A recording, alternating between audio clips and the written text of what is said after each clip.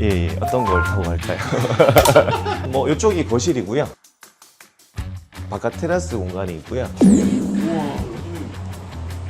전망 좋죠. 네. 전망 하나 보고 이 집에 이사를 왔습니다. 이 비전보드가 제가 이게 20년 전에 제가 만들어 놓은 거거든요. 아내와 첫 가게를 할 때 여기 집이 그 당시의 집이었는데 지금 사는 곳과 너무 비슷해요. 올라가 보시면 빔 프로젝터로 영화도 보고 독서도 하고 그리고 뭐 친구들 오면 게임 같은 거 할 수 있도록. 혹시 금수저 아우 아닙니다. 성주라는 시골에서 태어났고요. 6살 때 아버지가 돌아가셔서 사실 어머니 혼자서 저희 사남매를 키워서 좀 가난하게 살 수밖에 없는 환경에서 자랐죠. 코로나 때가 길거리에 전멸이었어요. 문을 딱 닫고 하늘 보고 땅을 보는데 눈물이 뚝뚝 떨어지더라고요. 제가 한 달에 그냥 정확하게 거의 한 1억 5천에서 2억씩 손실이 발생되는 거예요. 매달. 굉장히 그 공포 심리가 어마어마하더라고요. 아내가 갑자기 이런 얘기 하더라고요. 오빠 우리 어차피 없이 시작했잖아. 처음으로 돌아가는 것도 당연한 걸 수도 있다. 다시 처음으로 돌아가도 괜찮겠다라는 생각이 있었어요. 그 실패를 허용하는 순간부터는 더 큰 용기가 생기더라고요.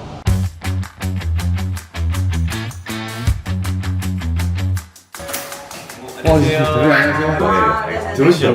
네, 간단하게 자기소개 부탁드리겠습니다. 안녕하십니까. 저는 옷가게 매장을 여러 군데 같이 운영하고 있는 우상권이라고 합니다. 대표님도 집이 진짜 너무 좋은데 아이고, 아닙니다. 대표 혹시 금수저 아우, 아닙니다. 저는 경북 성주라는 시골에서 태어났고요. 그리고 6살 때 아버지가 돌아가셔서 사실 어머니 혼자서 저희 사남매를 키워서 좀 가난하게 살 수밖에 없는 환경에서 자랐죠.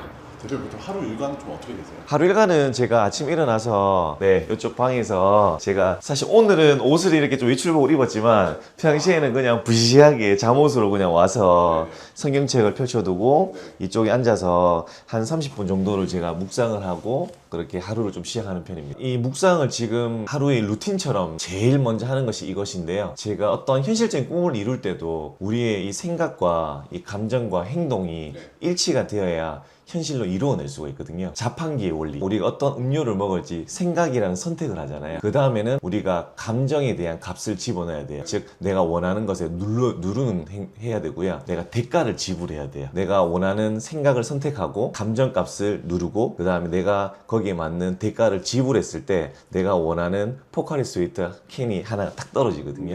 그래서 제가 이 얘기를 왜 하냐면 모든 사람이 성공과 부를 꿈꾸고 오늘 하루도 멋지게 보내고 싶다라는 생각은 선택하지만 감정이 늘 불안하고 조급해하는 경우가 되게 많거든요. 근데 저는 하루를 그냥 하나님께 맡기고 답을 구하고 선택한 생각들에 대해서 좀 이 감정도 감정값을 집어넣고 좋은 감정을 유지하고 풍요로움과 감사함을 좀 채우기 위해서 성경을 읽고 묵상하는 것만큼 좋은 것이 없더라고요. 그래서 하루를 시작할 때 아침에 보통 일어나면 머리가 텅 비어 있거든요. 그때 제일 처음에 제 머릿속에 집어넣는 게 성경과 좀 묵상인 것 같아요. 그래서 저는 또 아까 뭐 자식에게 재산을 물려주는 걸 잠깐 말씀하셨는데 저는 그쪽은 크게 관심이 없어요. 그래서 저는 아들에게도 늘 이야기하는 게 내가 너의 가난은 물려주지 않겠다. 다만 부도 물려주진 않겠다.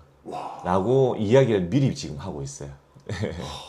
책장에 또 책이 굉장히 많습니다. 제가 첫 번째 나온 책과 두 번째 나온 책이 있어서 저는 대부분 주변에 제 책이 도움될 만한 곳에 가면 선물로 많이 주거든요. 지금도 저작권료를 다 기부나 제가 따로 선물로 드리고 있고 그리고 또 제가 강연도 무료로 강연을 다 하고 있어요. 네, 그래서 좀 제 강연이나 제 책이 도움될 만한 곳이 있으면 제가 그들을 돕기 위해서 이 사업을 계속 하고 있어요. 네, 왜냐하면 요즘은 7포 세대라 그래서 모든 걸 포기하고 살잖아요. 저는 성공이나 행복도 사실 이거는 뭐 재능이 있는 사람이 가지는 것이 아니라 누구나 가져야 될 권리라고 생각하거든요. 그 권리를 너무 일찍 포기하는 게 너무 안타까워서 누구나 할 수 있다라는 믿음을 너무 강하게 갖고 있기 때문에 그래서 그런 희망을 줄 수 있다면 저는 정말 그거에 성취감을 많이 느끼는 것 같아요. 저는 부도 가난도 선택이라고 생각하거든요. 20대 초반에 사회에 나와서 초년생들이 너무 일찍 가난을 선택해요. 그래서 그게 너무 안타까워서 좀 저희 직원만큼은 훈련이 많이 되어 있거든요. 그래서 지금 뭐 20대에 집을 사는 친구도 있고 뭐 1억 원을 모은 친구도 되게 많고 대부분 저축도 다 하고 있고 제가 또 지금 제 매장에 10년 동안 있었던 친구 중에 한 명은 또 제가 운영하던 가게를 또 물려줘서 또 사장이 된 케이스도 있고 그렇습니다. 네, 뭐 이쪽이 거실이고요. 네, 그리고 바깥 테라스 공간이 있고요. 네. 우와, 여기는 전망 좋죠. 예. 전망 하나 보고 이 집에 이사를 왔습니다. 예. 진짜 지금 이렇게 너무 풍요를 누리고 있는 것에 진짜 감사함을 막 느끼죠. 이쪽이 안방인데요. 네, 그렇습니다. 네. 제가 보여드리고 싶은 게 비전보드예요. 이 비전보드가 제가 정확하게 이게 20년 전에 제가 만들어 놓은 거거든요. 아내와 첫 가게를 할 때 원룸에서 저희가 처음 신혼을 할 때 그때 저희가 이 꿈을 가지고 열심히 살아온 것 같아요. 이루어지지 않았을 때 아무것도 없을 때였죠. 매장 한 개 딸랑 차려서 원룸에서 신혼 살림을 차려서 할 때 그때 아내에게 꿈 사냥을 하자고. 네, 지금은 오빠가 이걸 못 해주지만 미래에는 해줄 수 있다고. PC방 가서 네가 원하는 집, 원하는 차를 이제 좀 사진을 뽑아보자. 그래서 사진을 뽑아서 붙였어요. 예. 그래서 원룸에 걸어놨던 액자가 아직까지 있는 거예요. 20년 전에. 그래서 여기 집이 그 당시의 집이었는데요. 지금 사는 곳과 너무 비슷해요. 소름 돋았어요. 이 차는 뭐예요? 아, 그 차도 예전에 사고 싶었던 차인데 좋은 차는 아니에요. 근데 이제 예전에 제가 첫 차가 아반떼거든요. 네. 그래서 아반떼를 붙여놓으니 또 아반떼를 또 사게 되고 또 벤츠를 붙여놓으니 벤츠를 사게 되고 또 포르쉐를 붙여놓으니 포르쉐 사게 되더라고요. 와. 누군가는 네. 뭘 이렇게까지 해 이렇게 하시는 분도 있을 거예요. 기적은요, 기적을 믿는 사람에게만 이루어집니다. 네. 그래서 저는 삶을 살면 딱 두 분류밖에 없다고 생각해요. 기적을 믿느냐, 기적을 믿지 않느냐. 그러니까 이게 꿈을 꿀 때 네. 정확하게 꾸라는 거죠. 예, 명확하게 꿔야 돼요. 그래서 제가 생각을 세팅해야 된다 했잖아요. 자판기 앞에서 내가 정하지 않으면 누를 수가 없잖아요. 그런 내가 원하는 생각을 선택해야 돼요. 네, 일단 여기는 제가 잠자는 공간이었고요. 올라가 보시면, 예. 네. 네. 이쪽은 저희가 컨셉을 좀 잡은 게 제가 여기 보면 시네마 공간, 라이브러리, 엔터테인먼트 해가지고 빔 프로젝트로 영화도 보고 독서도 하고 책이 저쪽에 있잖아요. 독서도 하고 그리고 뭐 친구들 오면 게임 같은 거 할 수 있도록 여기 오락기도 있고 이렇게 그렇습니다. 이거 사실 남자들의 로망을 실현한 네. 네.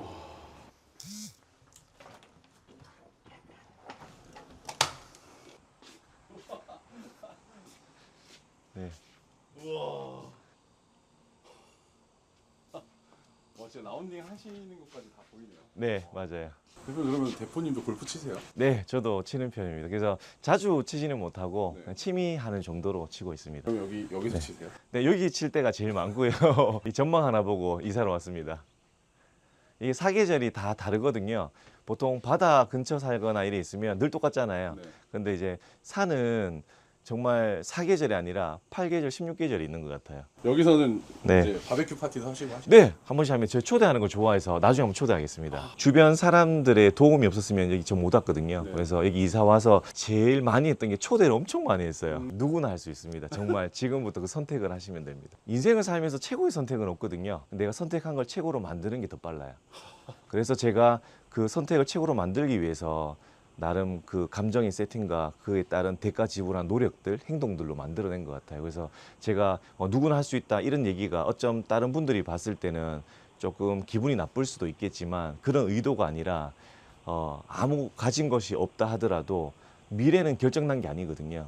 그러니까 본인이 선택한 것들을 충분히 이룰 수 있다는 좀 희망을 드리고 싶은 마음에서 드리는 말씀이에요. 대표님이 6살 때 아버님이 교통사고로 돌아가셨어요. 예, 여자분들은 촉이 빠르잖아요. 그때도 뭐 좀 촉이 안 좋았는지 비 오는 길에 친구를 만나려고 나가시는 오토바이 타고 나가시는 그 아버지를 말렸는데 아버지가 괜찮다고 하면서 말려고 가다가 빗길에 미끌려져서 나무에 이렇게 박으셔서 돌아가셨어요. 저는 그 돌아가신 그 충격보다 어렸을 때 모르잖아요. 병원 가고 돌아가셨다 하니까 정황이 없었는데 그 이후에 어머니께서 그 상을 치려던 그 삼배 옷을 6개월 동안 벗지 않고 하루 종일 우셨어요. 근데 얼마나 막막했겠어요. 나이 36. 요즘 젊은 여자 36이면 결혼도 아직 안 할 나이인데 결혼을 일찍 하셔서 사남매를 놓으시고 그걸 남겨두고 떠나셨으니까 그래서 어머니가 얼마나 막막하셨겠어요. 그래서 하루 종일 우시니까 생활이 안 됐었어요. 그러니까 아이들 밥도 주고 해야 되는데 아예 멍하니까 우시기만 하시니까 이웃이 와서 밥 차려주고 학교 보내주고 또 그 다음 또 옆에 이웃이 또 와서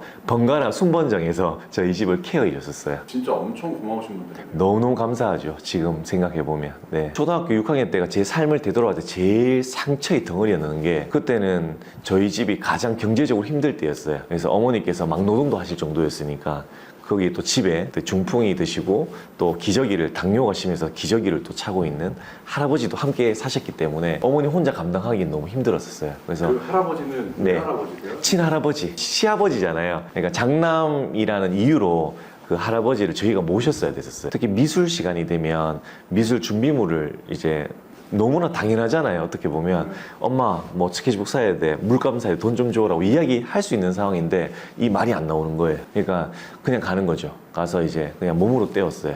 그래서 늘 준비물 점검하잖아요. 선생님이 너는 왜 준비 안 했어? 넌 자격 없어. 너 나가. 복도에 무릎 꿇고 앉아 있어. 그게 그냥 일상이었어요. 그러니까 미술 시간이 가장 좀 상처 덩어리였던 거죠. 살면서도 늘 그랬어요. 아, 돈이 사람을 정말 치욕스럽게 하고 상처를 주고 힘들게 한다라는 거를 정말 어렸을 때부터 너무 많이 느꼈었어요. 그래서 아, 다 돈 때문이다. 그래서 돈만 있으면 행복하겠지라는 마음으로 많이 살아왔던 것 같아요. 깨끗한 옷을 입고 집으로 온 적이 없었어요. 매일 싸웠어요. 그냥 세상이 다 불편했었어요. 6학년 때 담당이 할아버지 점심을 차려드렸어야 됐거든요. 할아버지 거동이 아예 못했기 때문에 어머님 일하러 가시고 형들은 또 늦게 학교 갔다 오고 저만 초등학생이었으니까 점심을 차려줄 사람 저밖에 없는 거예요. 그래서 제가 점심 때 마치고 바로 집에 갔었어야 했어요. 그냥 친구랑 놀 수 있는 시간이 전혀 없으니까 늘 저는 일찍 가야 되니까 어느 순간 되니까 왕따가 되어 있더라고요. 그러니까 할아버지가 너무 원망스럽고 그리고 그 상황이 너무 원망스러워서 한날은 저희 집에 큰 방에 큰 베개가 하나 있었는데 거기에 파묻고 엄청 울었어요. 그때도 저희 할아버지가 막 부르시더라고요. 예. 그때 생각하면 좀 많이 슬프죠. 예. 막 이렇게 제 이름을 부르면서 화장실 가거나 도와달라고 하는데 그때는 가기 싫더라고요. 그날만큼은 그냥 할아버지가 너무 싫었어요. 할아버지 때문에 엄마도 힘들어하고 모든 가족이 힘들어한다는 걸 그때 좀 많이 원망했던 것 같아요. 아, 할아버지 가서 도와드리고 싶지가 않더라고요. 그날만큼은 펑펑 울었어요. 펑펑 울고 이제 그때 드는 마음이 아, 내가 전생에 얼마나 큰 죄를 지었으면 내가 또다시 이렇게 사람으로 태어나서 이게 힘들까라는 생각을 6학년 때 있었어요. 와, 초등학교 6학년. 예. 그래서 도저히 안 돼서 할아버지가 목이 쉬어서까지 이렇게 부르셔서 가보니까 기저귀에 변을 놓으셨더라고요. 지금도 회상을 해보면 좀 힘들었던 순간이긴 하죠. 예. 그리고 한날은 이제 6학년 때 학교에 갔는데 선생님이 이제 제가 떠든 게 아닌데 저보고 떠들었다고 해서 가서 회초리 맞았어요. 너무 억울한 거예요. 학교 다시 찾아가서 교무실 가서 그 선생님 책상을 엎어서 다 부셔버렸어요. 어머니 또 불려가고. 그러니까 어머니가 처음으로 선생님 앞에서 이렇게 비는 모습을 봤어요. 퇴학을 당할 위기에 있었던 거죠. 그래서 어머니가 빌면서 퇴학은 이제 좀 무마가 되긴 했는데 어머니의 늘 비는 손은 이제 출근하면서 아버지 영정사진이 있었거든요. 그 영정사진 보고 빌던 손이었는데 그 손이 이제 선생님 앞에서 아들 때문에 죄송하다고 무릎 꿇고 비는 모습이 너무 제가 세상에 가장 쓰레기 같은 느낌이 드는 거예요. 근데 그럼에도 불구하고 그때 저녁에 어머니께서는 한 번도 혼내지 않으셨어요. 예, 그냥 기가 팍 주고 있는 그 모습이 너무 죄송했어요. 중학교 1학년 때 그때 방황이 끝나게 된 계기가 있었어요. 지금도 이 영상을 보시면 혹시나 찾을 수 너무 찾고 싶은데 중학교 1학년 담임생 영어 선생님이었는데 젊고 예쁘셨어요. 그래서 더 호감이 갔을 수도 있는데 선생님이 한날 저에게 뭐 발표를 시켰는데 저도 모르게 그냥 좀 잘했던 것 같아요. 저도 모르게 실수로 잘했던 것 같아요. 그때 선생님이 저한테 얘기하더라고. 너 잘한다. 너 대단하다. 살면서 처음 들어봤어요. 너 대단하다. 너 참 잘한다. 인정해주는 말을 처음 듣다 보니까 완전히 제 모든 저에 대한 감정이 다 바뀌어버렸어요. 아, 어쩌면 나도 할 수 있구나 라는 생각을 하게 된 거예요. 그래서 그 선생님이 늘 너도 할 수 있다. 그것도 잠시 초등학교 6학년 선생님한테 연락이 오죠. 그래서 중학교 담임선생님이 찾아가요. 그래서 알려주는 거예요. 저 친구 문제하다. 엄청나게 사고 치는 친구다. 조심해라. 이런 얘기를 듣고 오죠. 그러면서 저에게 또 면담을 하죠. 이런 이야기 있었다. 사실이냐? 사실입니다. 제가 그때 속으로 생각했죠. 아, 모든 선생님 다 똑같구나. 어차피 나는 또 그런 안 좋은 친구로 또 인식이 되고 집도 가난하고 뭐 그건 저질스러운 아이였구나 라는 그런 그냥 인식으로 그냥 또 이렇게 흘러가구나 생각했는데 그 선생님 달랐어요. 상권아, 흘러간 과거는 우리가 바꿀 수가 없다. 근데 지금부터 네가 생각을 고쳐먹고 새로 한다면 넌 충분히 귀하게 살 수 있다고 얘기해 주시더라고요. 그러면서 안아주셨어요. 괜찮다고, 할 수 있다고. 제가 사춘기가 끝나버렸어요. 누군가를 나를 믿어주고 할 수 있다는 생각을 해주고 격려해주니까 사춘기가 끝나버리더라고요. 그게 하나님께서 보내준 첫 번째 천사인 것 같아요. 그 선생님이. 근데 진짜 대표님 빠르긴 빠르네요. 방황도 일찍 하셨고 네. 방황 끝낸 것도 너무 빨리 끝나고. 네, 맞아요. 남다른 행복이긴 해요. 네, 그렇죠. 맞습니다. 초등학교 5학년부터 방황이 시작됐다가 6학년 때 최정점을 찍고 중학교 1학년 때 이제 없어진 거죠. 그래서 그때 선생님이 약속하셨어요. 한 가지만 약속해달라고. 절대 친구들과 싸우지 말라고. 저는 그 이후로 그 약속 하나 지켰어요. 그리고 나서 이제 돈에 대해서 눈을 뜨기 네. 시작하는 건 좀 어떻게 됐나요? 중3 때 처음으로 이제 찹쌀떡 장사를 했었어요. 저희 때는 고등학교 가기 전에 연합고사라는 시험을 쳤었어요. 그때 제가 시험을 치고 나서 텀이 되게 길었었어요. 3월 입학하기 전까지 한 4, 5개월의 긴 시간이 남아있었어요. 누구나 다 그냥 아르바이트를 했었어요. 중학생인데도 불구하고. 동네에 그냥 전자상가 같은 곳에 가면 부업으로 찹쌀떡을 갖다 놓고 팔고자 하는 친구 오면 3,000원에 팔면 파는 사람은 이제 1,400원을 가져가고 1,600원은 납품한 그 사장님에게 돈을 갖다 주는 시스템이었어요. 드는 투자 비용이 없이 들고 가서 하나 팔면 3,000원에 팔면 1,400원 제 건 거예요. 그래서 첫날에 그걸 들고 10통을 받아갔어요. 제가 자주 갔던 단골들을 찾아갔어요. 미용실 그리고 문구점 이런 데 갔어. 그러니까 인사를 하고 아니까 저 단골이니까 제가 이런 아르바이트 한다니까 손뜻 사주시잖아요. 단골이었으니까. 그래서 하루 만에 다 팔았어요. 예. 그래서 14,000원을 번 거예요. 그 다음에 또 욕심 나잖아요. 또 10통을 갖고 왔어요. 그래서 또 갔던 데 갔죠. 하니까 안 사주시더라고요. 야, 씨, 어제 샀잖아. 왜 또 갖고 와? 이러니까. 그때 진짜 찹쌀떡 먹고 싶어 산 게 아니라 그냥 관계로 그냥 사준 거였죠. 근데 그 다음날 또 갖고 오니까 부담스러우신 거죠. 어제 사는 거 아직 있다고. 서운한 거예요. 내가 이거 문구점 엄청 많이 이용하고 했는데 미용실 가도 또 튕겼어요. 어제 샀잖아. 이래서. 그래서 제가 그때 깨달아 지인에게 판매하고 영업하는 거 한계가 있다.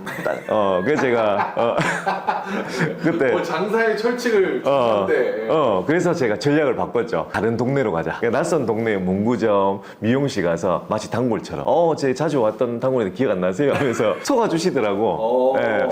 가요뚱하시면서 맞나 하면서 사주시더라고. 그리고 나서 7개밖에 못 팔았어요. 그래서 3개가 남았어. 추운 겨울이었으니까 얼마나 추워요. 그래서 온천 길 지나가다가 모텔이 하나 있는 거예요. 그래서 모텔은 어린 나이에 좀 무서운 공간이잖아요. 그쵸. 낯설고. 근데 이 카운터에 보이는데 되게 심심해 보이더라고. 그래서 갖고 가서 에이씨 뭐 어차피 이거 못 팔면 안 되니까 가보자 해서 갔는데 너무 쉽게 사주시는 거예요. 그래가지고 3통 남은 거를 되게 쉽게 팔았어요. 그래서 깨달았죠. 모텔이다.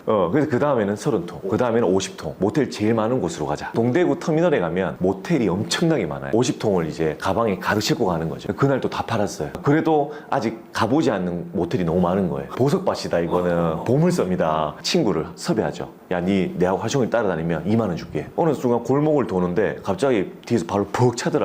넘어졌어요. 또 얼굴을 팍 때리더라고. 근데 그 동네 깡패였던 거예요. 다 뺏겼죠. 그때 이제 찹쌀떡 장사가 마무리가 됐죠. 고등학교 3학년 수능을 치고 나서 다 아르바이트 하잖아요. 네. 그때 이제 친구가 일하던 곳에 제가 소개를 들어갔어요. 보세 신발을 파는 곳인데 장사를 제대로 그때 배우는 걸 시작하게 된 거죠. 그때는 제가 이 직업을 할지 꿈도 못 꿨던 거죠. 대학교를 입학해 놓은 상태에서 이런 생각이 들었어요. 세상에서 가장 공평한 공간이다. 왜냐하면 초등학교 시절에 가장 힘들고 스트레스 받았던 게 아빠 없는 사람 손들어라, 집에 뭐 TV 없는 사람 손들어라, 뭐 이런 자가, 전세, 월세 손들어라, 이거를 학교에서부터 그렇게 조사를 해서 호구 조사를 했었어요. 저희 초등학교 때는 너무 싫은 거예요. 아빠 없는 사람 손들 때 저는 손들어야 되니까 안 들면 야, 너 왜 손 안 들어? 수치심도 느꼈으니까. 살고 있는 주변 환경이 저의 스펙이 되고 이것이 저의 미래에도 영향을 미치니까 너무 싫었어요. 근데 장사는 안 묻더라고요. 네가 부모가 있는지 없는지, 집이 자간지 월세인지, 뭐 집에 차가 있는지 없는지 안 묻더라고요. 지금 내가 서비스를 다 하면 그 기분이 좋아서 만족해서 돈을 지불하고 물건을 사가시더라고요. 그러니까 어쩌면 세상에서 제일 공평한 공간이다. 내가 노력하는 만큼 내 인생을 역전할 수 있는 유일한 공간이라고 내가 믿었던 것 같아요. 사실 한 3개월 정도는 일을 아무것도 못했어요. 뭘 해야 될지를 모르겠는 거예요. 근데 지금 생각해보면 사장님이 그때 왜 나를 자르지 않았을까? 아무것도 못했는데도. 그래서 그럼에도 불구하고 기다려주는 거, 그거를 해주셔가지고 너무 감사하죠. 지금 저희 스승이자 부모님같이 제가 모시고 있는 분인데 하여튼 그 스승님 너무 감사하죠. 알바했던 사장님이 스승님이 되는 경우는 잘 없는데 왜 스승님이라고? 제가 일한 지 한 3개월 정도 됐을 때 이 카페에서 면담을 했었어요. 일하는 도중에. 그래서 제가 내가 뭐 잘못한 거 있냐? 라고 좀 이렇게 부르면 좀 걱정되잖아요. 그래서 갔는데 일은 좀 할만한지 이렇게 물으시면서 꿈이 뭐냐고 물으시더라고. 좀 가난해서 벗어나고 싶다고. 그건 꿈이 아니다. 부자가 되는 걸 꿈꾸라고. 가난해서 부자가 되기 위한 가장 빠른 지름길은 장사다. 본인도 고아로 자라서 내가 부자가 되어보니 장사가 제일 빠르더라 라고 이야기하시더라고. 너도 할 수 있다 라고 하길래 저도 어쩌면 나도 장사로 부자가 될 수 있겠다라는 믿음을 갖게 된 거죠. 그때가 제가 처음으로 부자를 꿈꾸게 된 계기가 됐던 것 같아요. 어떤 분이셨나요? 그분은 되게 부자인데도 검소하셨어요. 근데 사람에게 투자하는 건 아끼지 않았었어요. 전형적인 최고의 리더십이었죠. 저는 아버지가 없었기 때문에 또 아빠가 해줄 수 있는 조언들 많이 해줬어요. 은행 가면 일부러 데리고 가셔가지고 돈은 이렇게 적금을 하고 예금을 하고, 그리고 은행원을 대할 때는 이런 태도로 해야 되고, 돈을 대하는 태도, 사람을 대하는 태도, 이런 것들을 하나하나씩 알려주셨어요. 제가 그때 동부를 제가 못 배웠다면 저는 반짝이는 그냥 장사꾼으로 그냥 끝났겠죠. 그거를 부로 이어가고 성공으로 계속해서 이어갈 수 있는 힘은 돈 공부에서 나왔던 것 같아요. 너무너무 중요해요. 장사하시는 분들 돈 공부하셔야 돼요. 혹시 이런 내용을 좀 대표님 책을 읽으면 좀 알 수 있나요? 그래서 제 책은 컨셉이 좀 다양하게 나오는데, 뭐 첫 번째 책이 나를 바꾸는 챌린지 100, 제 어플도 만들고 있는데 한 가지 행동을 설정해서 100번을 반복하는 그 프로그램으로 자기의 그 습관 들이는 거를 만들고, 또 내면을 바꾸기 위한 철학도 많이 들어가 있고, 그리고 나를 바꾸는데 좀 걸림돌이 되는 것들도 나에 대해서 1, 2, 3부로 나눠서 한 책이 나왔고, 성공대학 장사학과라는 두 번째 책은 장사하시는 분들한테 너무 도움돼요. 저의 스토리가 다 들어가 있고, 이제 직원 교육할 때 필요한 직원의 마인드, 사장의 마인드가 다 나와 있어요. 그 책 보면 장사하실 때 진짜 도움 많이 돼요. 일단 여기 갔다 올게요. 네. 딱 우연의 일치일까요? 두 대가 딱 있어가지고. 아, 이게 대표님 차예요? 예. 어떤 걸 타고 갈까요? 평소에 대표님 어떤 거 타세요? 평일에는 네. 이동을 많이 하기 때문에 사실 테슬라를 타고 다니는 편이고, 좀 주말에는 네. 제가 포르쉐를 타고 다니는 편입니다. 아, 오늘은 그러면 저도 예. 이동을 좀 하기 때문에 네. 테슬라로 한번 알겠습니다. 가보도록 알겠습니다. 일단 타시죠. 그럼 가장 본인에게 소비할 때 좀 중요하게 생각하는 거 있다면 어떤 걸 좀? 저는 아내에게도 얘기하거든요. 저희가 형편이 좋든 나쁘든 상관없이 밥값은 무조건 내라고, 지체 없이 내라고 얘기합니다. 저도 주저하지 않고 밥값이나 이런 거는 만날 때 누구를 만나든 몇 명이 만나든 웬만하면 제가 좀 내려고 하는 편인 것 같거든요. 아, 그래요? 네. 제가 사드리고 싶은데. 아니요. 이거 저는 밥값은 무조건 제가 내는 걸로 생각하고 있어서. 일부러 저 못 내게 하시려고 아니, 얘기하시는 거 아니에요? 아니요. 저는 왜냐하면 그 부자들은요, 네. 투자와 소비를 되게 구분을 잘 하거든요. 네. 소비는 태워서 없어지는 거라면 투자는 다시 돌아와요. 그게 꼭 뭐 무형물이든 뭐 어떤 물건이 됐든 상관없이 사람에게 투자하는 거는 무조건 소비가 아닌 투자예요. 좀 식사하시고 이야기 좀 나누시죠. 한식 좋아하실 것 같아가지고. 아, 네. 나름 여기가 동네 맛집입니다. 와. 네. 잘 먹겠습니다. 예, 많이 드십시오. 예, 많이 드십시오. 사업을 하시면서 힘들었던 시절도 있으세요? 저는 코로나 때가 제일 좀 큰 이슈였던 것 같아요. 손님이 하루에 한 팀이 안 들어왔어요. 길거리에 전멸이었어요. 정말 그때는 제가 살면서 처음 느껴보는 공포. 제가 할 수 있는 건 소독이었으니까 문을 딱 닫고 하늘을 보고 땅을 보는데 눈물이 뚝뚝 떨어지더라고요. 이건 걱정보다는 그냥 공포에 대한 마음이 들더라고요. 제가 한 달에 그냥 정확하게 거의 한 1억 5천에서 2억씩 손실이 발생되는 거예요. 매달 1억 5천에서 2억씩 통장에서 막 빠지는데, 굉장히 그 공포 심리가 어마어마하더라고요. 자, 모든 거 내려놓고 아내와 같이 이야기를 하는데, 아내가 갑자기 이런 얘기 하더라고요. 오빠, 우리 어차피 없이 시작했잖아. 아무것도 없이 시작해서 지금 봐봐. 이 집, 오빠가 지금 타고 있는 차, 매장들 다 없이 시작해서 우리가 다 하나님 주신 거잖아. 그러니까 처음으로 돌아가는 것도 당연한 걸 수도 있다. 와. 그때 제가 느꼈어요. 다시 처음으로 돌아가도 괜찮겠다라는 생각이 있었어요. 그 실패를 허용하는 순간부터는 더 큰 용기가 생기더라고요. 그래서 그때 이제 직원들 부랴부랴 챙겨서 공고사직 없고 무급 없다, 우리 한 손님도 없어도 계속 가자, 지금 우리가 잘 될 때 비축해 놓은 돈이 있으니 다 탕진할 때까지, 아니 빚을 내더라도 우리 끝까지 한번 가보자라고 얘기해서, 하루에 한 팀도 안 들어와도 이제 막 우리 청소를 윈도우 두세 번씩 닦고 디스플레이 바꾸고, 정말 밖에서 남들이 봤을 때는 정말 미쳤다고 할 정도로 허공이 되고 막 청소하고 막 이러니까, 한 6개월 지나서 딱 재난지원금이 풀렸어요. 그때 이후로 굉장히 많은 게 회복됐었어요. 그때 느꼈죠. 정말 버티는 자에게 아껴둔 모든 기회와 운이 다 쏟아져 오는 거구나. 거의 물건이 없어서 못 팔 정도로 다 판매를 했었어요. 그러니까 기본적으로 사업하시는 분들이 제일 많이 하시는 얘기가 그냥 사람 때문에 힘들다. 그 사람은요, 좀 세 가지 분류가 있다고 저는 생각해요. 첫 번째가 인재예요. 인재는 내가 알려주지 않아도 알아서 자기가 일을 찾아서, 즉 한 가지 알려주면 두 가지, 세 가지 하는 친구들이거든요. 근데 잘 없어요. 진짜 잘 없어요. 구하기 너무 힘들어요. 그리고 두 번째는 가르쳐줘도 하지 않아요. 이거는 둔재거든요. 2개 알려줘도 1개조차 안 해요. 아니, 둔재 스타일이고, 마지막 세 번째는 이 분류가 제일 많습니다. 가르쳐주는 만큼 배우고 따라와요. 그러니까 몰라서 못하는 거지. 그래서 사장들이 대부분 그래요. 알려주지 않고 교육시키지 않고 잘하길 바래요. 그런 직원은 애초에 없어요. 고용하면 스승이다라고 생각해야 돼요. 나름 자기가 전문가니까 사장이 되었을 거니까 알고 있는 걸 모든 걸 전수해줘야 돼요. 사장은 친절한데 직원은 친절하지 않아. 그러면 직원을 잘못 뽑은 게 아니라 사장이 교육시키지 않았기 때문인 거예요. 그래서 인사에 대한 매뉴얼, 친절한 이런 서비스에 대한 매뉴얼을 정하고 반복적으로 훈련시켜서 이게 익숙하도록 만들어줘야 돼요. 그래서 장사가 잘 되는 곳은 매뉴얼이 있어요. 근데 장사가 잘 안 되는 곳은 사장이 혼자서 다 해요. 매뉴얼이 없는 거죠. 사람을 써도 내가 도움을 못 받는다 생각하니까 지출로만 생각 드니까 조금만 경기가 어려우면 사람부터 자르는 거예요. 그게 아니라 매뉴얼을 알려주고 사장이 조금 더 큰 일을 할 수 있도록 직원이 그 역할을 다 할 수 있도록 매뉴얼을 만들어 줘야 돼요. 이게 정말 중요한 거예요. 첫 번째 매장이 여기 내셔널 지오그래픽 키즈. 네. 안녕하세요. 네. 네, 오늘 또 첫 번째 제가 방문한 매장. 예, 이 매장은 키즈 매장이에요. 예, 내셔널 지오그래픽 키즈 매장인데 또 여기 점장님은 또 저하고 함께한 지 10년이 넘었습니다. 아 진짜요? 네, 따로 아침 물건 들어온 거는 뭐 이상했고 이런 거 없고요. 그 천장에 왜 물 좀 떨어졌는 건 이제 안 떨어져요? 네, 그거 따뜻하네. 요거 제가 봐드릴게요. 일단. 창고 관리도 굉장히 깔끔하게 잘 돼. 이렇게 해야 됩니다. 이게 보이지 않는다고 해서 아무 데나 관리하면 안 되고 오늘 첫 근무한 친구들이 와도 쉽게 찾을 수 있도록 해야 돼. 그게 그 기준으로 맞춰야 돼. 로스가 물건 잃어버리는 것만 로스가 아니거든요. 네네. 판매 로스라는 게 있어요. 팔 수 있는데 물건을 못 찾아서 없는 줄 알고 못 팔면 이건 판매 로스거든요.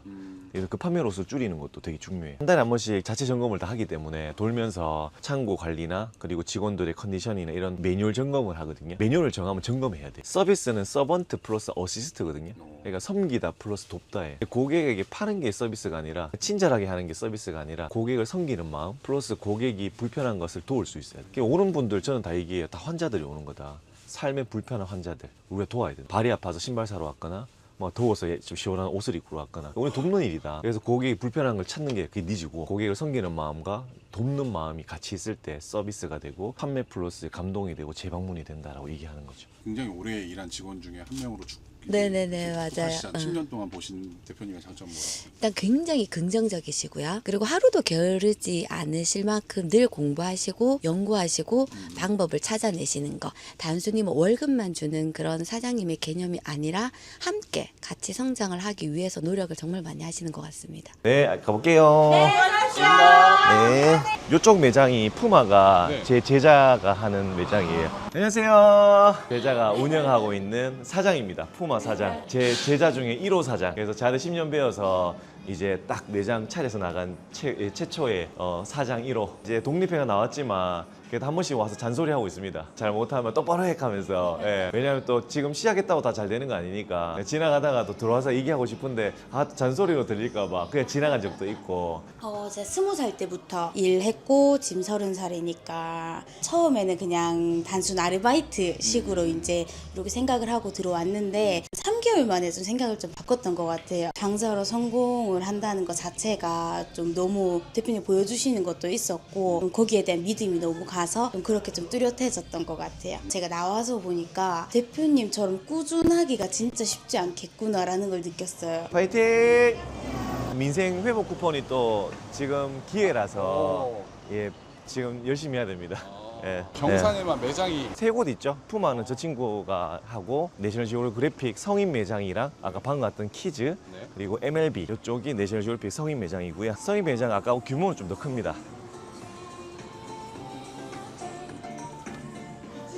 안녕하세요. 예, 이 친구도 저랑 함께 한 지 몇 년 됐죠?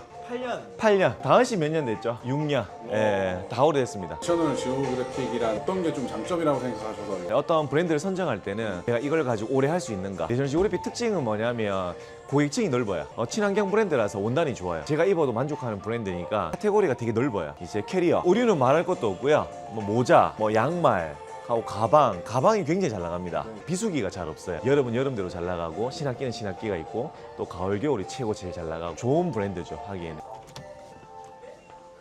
이쪽이 이제 1층, 2층 창고인데요.